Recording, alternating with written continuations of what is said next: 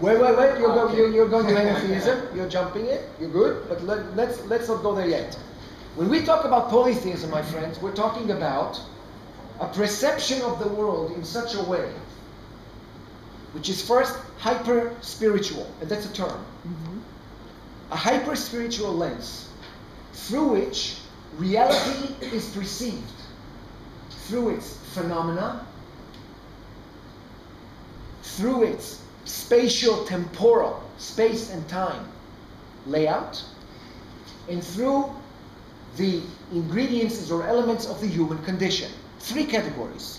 Phenomena, the god of the sun, the god of the moon, the god of harvest, who in the Nordic world was Tivaz, the god of fire, Woden, the god of thunder, Thor, the god of spring, were 2, Frey and Freya. If you listen to the names, you will now hear Sunday, Monday, Tivaz Day, Woden's Day, Thor's Day, and Frey Day. So we celebrate natural phenomena. We celebrate times. We have gods for certain times of the year. We celebrate or worship spaces. We have gods who protect certain cities. And we have, like you said, gods who correspond with the human condition. God of war, God of love, and so on and so forth. So we have 3 categories that give us a full plethora of a divine pantheon that corresponds with the human arena. The perception, the human perception of its cosmological state. Okay? Advantages of polytheism, like you said very eloquently, one god pisses you off. Sometimes all you have to do, by the way, is change the head. I kid you not. Did you ever ask yourself why in so many archaeological digs in the Roman period, Roman statues, they miss the head and the shoulders? Did you ever ask yourself why most of the statues that you find miss a head and a shoulder? Or 2 shoulders? Have you ever? You know what I'm talking about, right? Mm-hmm. You know why? It's not random. It's because those were replaceable. The sculptor will sculpt only the neck up to the feet, down to the feet. The shoulders and the head would be posted later. Why? One Caesar is dead. Another Caesar comes. Why on earth would you spend money building a whole new statue? Change the head. And the hands. He wants the hands to be like this rather than like this. Change the hand. In so many words, a mannequin. Yeah, no, I'm not. Check it out. Yeah, that's the reason. You can see, when you check statues, in many cases, you can see the whole. Okay? So, the same thing goes here. We have many gods for many purposes. The pantheon of divinities corresponds with the pantheon of the human condition and the way it perceives reality. Now to what you said, my wise friend. If we actually look at polytheistic structures, we find a very interesting thing. Which is, you started? המתחיל במצווה אומרים לו גמור. Go ahead. It's, yes. In English? There is something very special. For me it's interesting. Because there are many gods. Yes. But there is a high one. Yes. I don't know if always, but for example, we can see that in Mona Lisa, and also in many other Sipurim about God and creation and blah blah blah.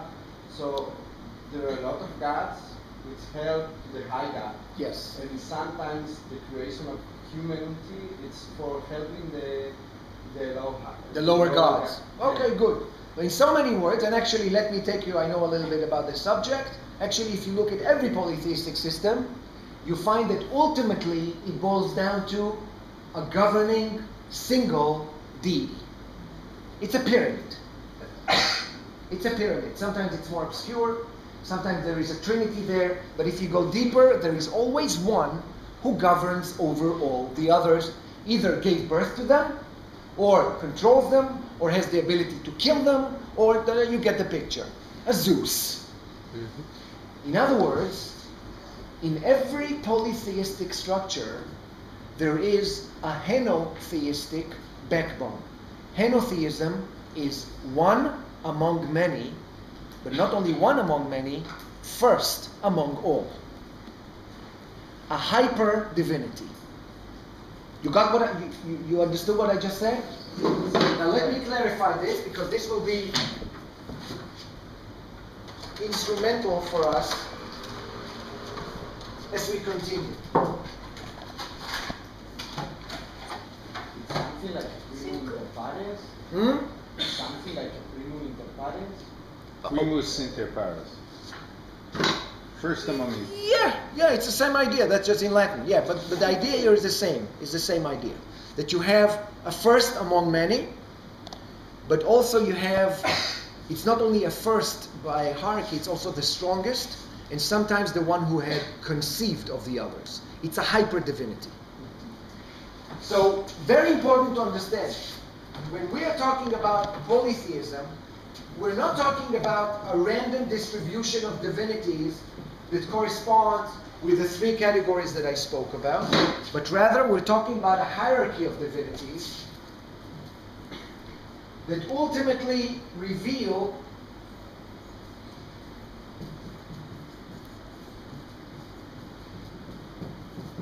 a henotheistic backbone. Now let's take this one step further.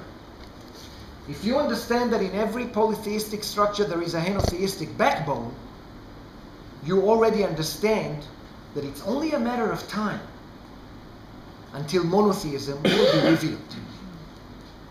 Did you understand what I just said? Mm-hmm. It's only a matter of time. Why? Why?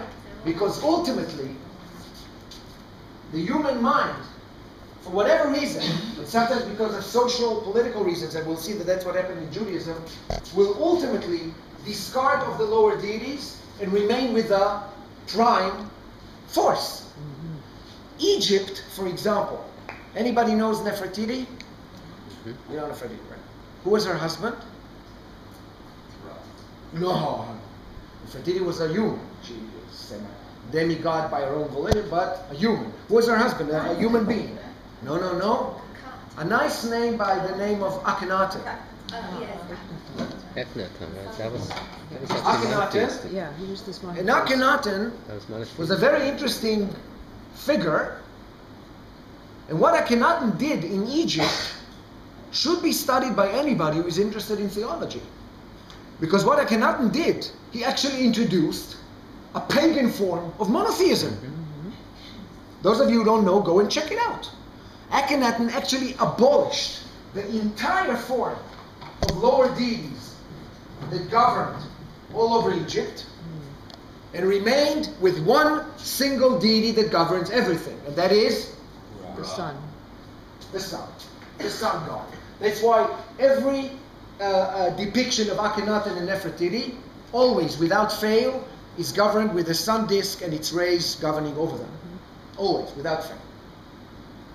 They are the humble servants of the one God. So you can understand what I'm talking about. It had happened in the past. By the way, as I will show you, Judaism did exactly the same. But what about the religions that haven't evolved to that understanding? Well, I'm trying to show you, and you'll see why I'm talking about Egypt, because we're going to come out of Egypt, quite literally. You'll see that what Judaism had done, it basically relegated lower deities into a level of angels. And therefore stayed with one single God. But that evolution was very turbulent and became and reached maturity much later than people think. But it's not like I know we're talking about Judaism in specifics, but it's not like a truism that the human mind needs to evolve to that. It doesn't have to, but actually if you ask Abraham Joshua Heschel, he would say yes. Ultimately, the human mind will eventually expose the necessity of one. Mm-hmm. He says it in between God and man. But if you ask me personally, I agree with that. I do think that the human mind ultimately aims to find the absolute. I do believe in that. and it's only a matter of evolution. Ultimately, the human mind has to come to the threshold of the conceptual black hole, which I will talk to you about today. Even like in the East? Everywhere. Mm-hmm. That's why I said do not confuse the conceptual from the do not be confused by terminologies. Sometimes people say very, very close things or similar things by radically different words or terminologies. And we need to make sure that we understand what they're exactly saying. And today we'll have a fascinating exercise reading the Bible from a polytheistic and henotheistic standpoint, and you'll see that the same words that we've been reading every year look quite alarmingly different. So could you say that, are you in fact saying true, sorry, just to clarify my thoughts, are we saying really here that the ultimate peak of the triangle becomes the unity and the oneness, because really that peak contains all the character traits of the myriad of gods. So people had a polytheistic system as a lay person understands it, with different gods that represented different aspects of, but in the oneness becomes all those character traits. Oh yeah, the one controls everything ultimately. But like Hinduism today, where they do believe in different deities, is there still that hierarchy? Of course, you got to the trinity of Shiva, Brahma, and who's the third one? So there is a trinity. And within the trinity, if you read Hindu theology, you see that they came from obscure matter, which was one, gave birth to them.